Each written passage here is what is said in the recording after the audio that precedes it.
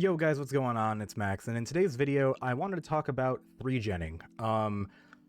Partially a little bit with the Eruption nerf, just kind of questioning, is 3genning gonna be a bad playstyle? I don't inherently think so, I'll get into that in a little bit. And also what I think are some of the best ways to actually deal with a successful 3gen setup from the killer and kind of how to manage that. I've noticed a lot of people online just kind of say once you get to a 3gen, the game state becomes impossible to win, and in all honesty, I'm not going to sugarcoat it. Like, if the killer has good perks and optimally plays a 3gen, it is really, really tough to get out. I think this was one of those games where we were actually pretty fortunate to get out, and I think a lot of the benefit that we had to contest the 3gen, well, partially this map. I think this map, if you know how to loop and chain between tiles, you can keep killers busy forever as a survivor. But the biggest thing I've noticed that has helped me to deal with 3genning is Circle of Healing. Now, granted, it's not 100% necessary. I don't know, truthfully, what really makes a good or bad build to prevent 3genning. However, I've personally noticed the most success I've had in trying to break 3gens are with Circle of Healing. And my logic behind that is 3gens are usually really strong because you, as a killer, only need to patrol a certain portion of the map, and ultimately you can grind the resources out of the survivors until the game is collectively easier and easier for you to secure your hit, secure your down, whatever it may be. But just the general idea that the game is inherently more and more difficult for the survivor to stay alive because you try to mitigate the resources they have available in the area. And with Circle of Healing, in this case, it's really helpful because you have a theoretical infinite number of heals.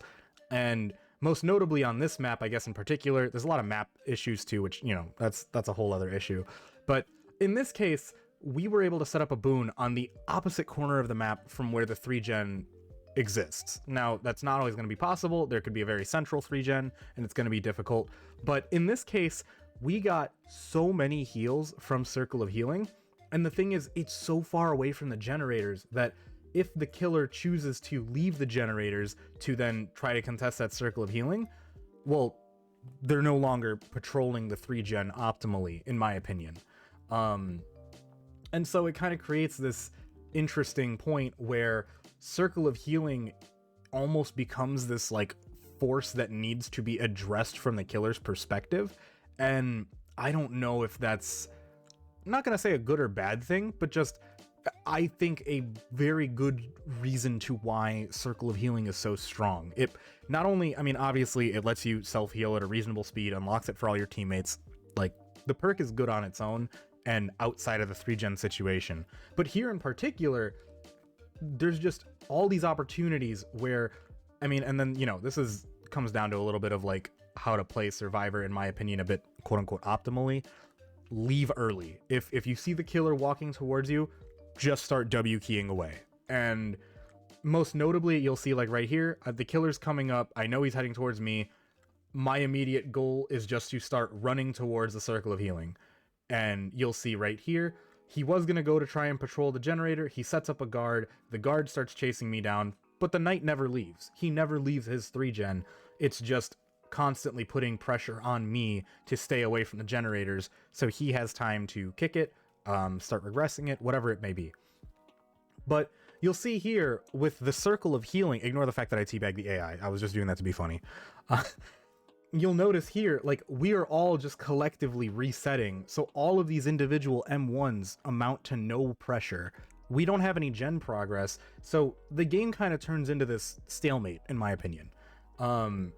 It feels like you can't do a whole lot about it. And here you'll notice the knight, I assume all the generators basically had no progress on it, chooses to finally leave the patrolling 3gen side of the map and starts targeting me, in which case, now, once again, my job is buy as much time as possible and keep him ideally away from the generators that my teammates are working on, because we need to get the gens done. That's like it. One of those three needs to pop. And you'll notice here, once again, he starts to commit to that chase, leaves a guard to patrol, and now I'm just safe to keep resetting. And I know the gameplay isn't super exciting because it's just a lot of healing on a boon, but it feels like one of the best things that you could be doing is just going back to a boon on the other side of the 3-gen, resetting that pressure he's possibly building up, and then trying to figure out at some point to try and break that pressure on the generator. You'll see right there, all 3 of us are on the side of the boon. Nobody's working on a gen, which we're all injured, like perfect. Yes, all of us need to get pressured. My friend, James Cheeseburger, in my opinion, phenomenal play. Just stay injured and start chunking a generator. And this is like the perfect example of you need to make generator progress when the killer leaves their 3-gen patrolling route.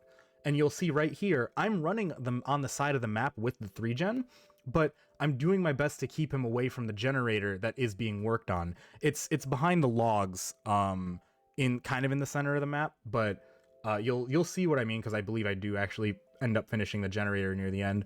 But here, I'm keeping him busy. I'm doing what I can to stall for time. Right now, I'm heading right towards the generator that needs to be done. It's somewhere on the left here. But all I do at this point is just W key away. I mean, against the knight, you could W key away from a guard and you'll never get caught. But once again, all this pressure amounts to nothing. Unfortunately, James goes down trying to rush the generator, but here you go again. All the pressure that was built up, completely negated because I get to fully reset. The Michaela, I don't know what she's been doing, but she's been resetting, and ignore the miss skill check.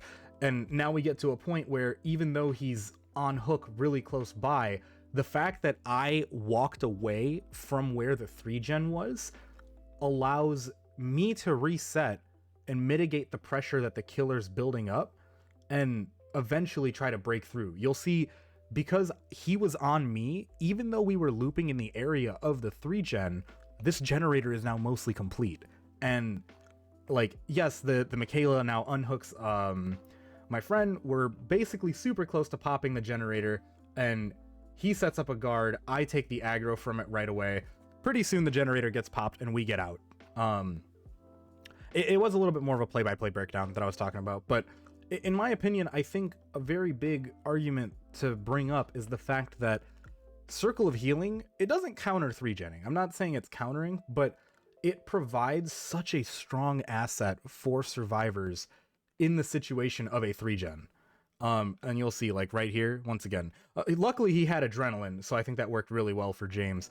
But just the fact that you could pull the killer away just for a little bit of time is the window that survivors need in order to try and break through that 3-gen.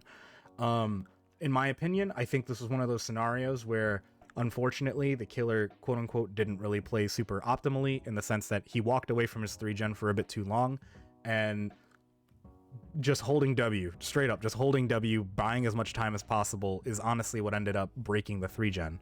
For the rest of this game, teammate gets hooked, we find Noed, we all get out, so it's super nice. Feel free to watch through the gameplay, but now is more the discussion point of 3-genning, and is it dead? I don't know.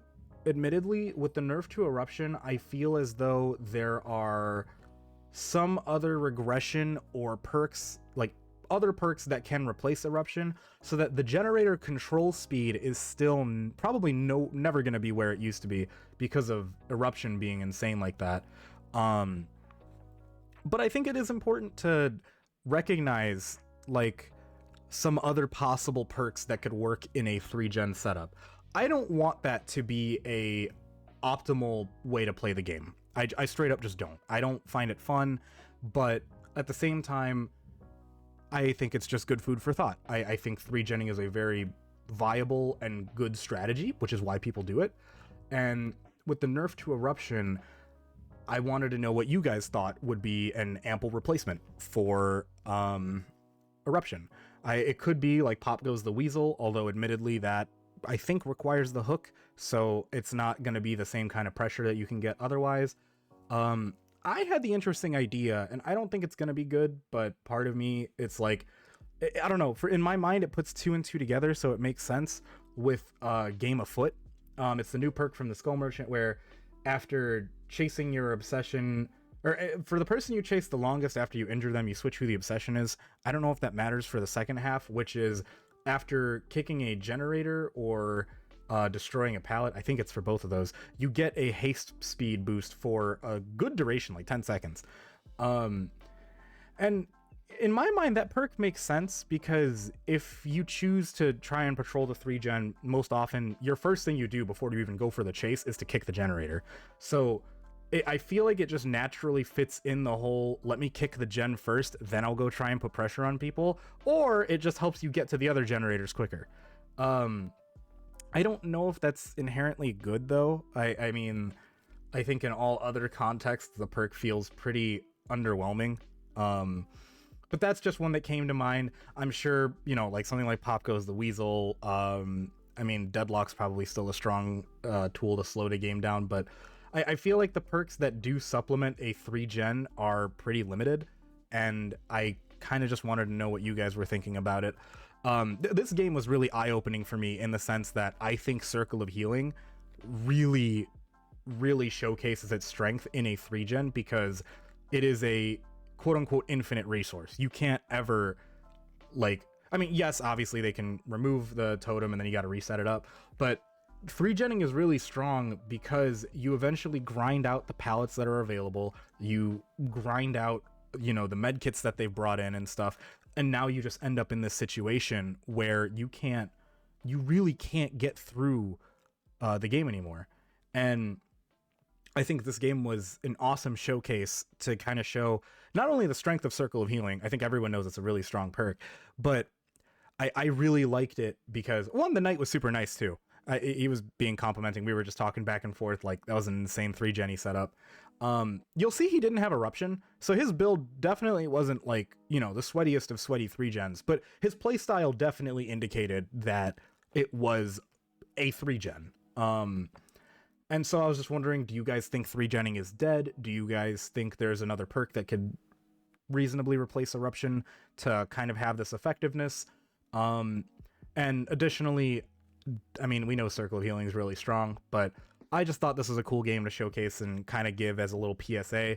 Circle of Healing is extremely strong. It is probably one of your best assets to deal with a 3-gen, and the best thing to do in that situation is to keep the killer or try to instigate the killer to walk away from their patrol route as best as possible. That's really the only way you're going to get the opportunity to complete those generators in time.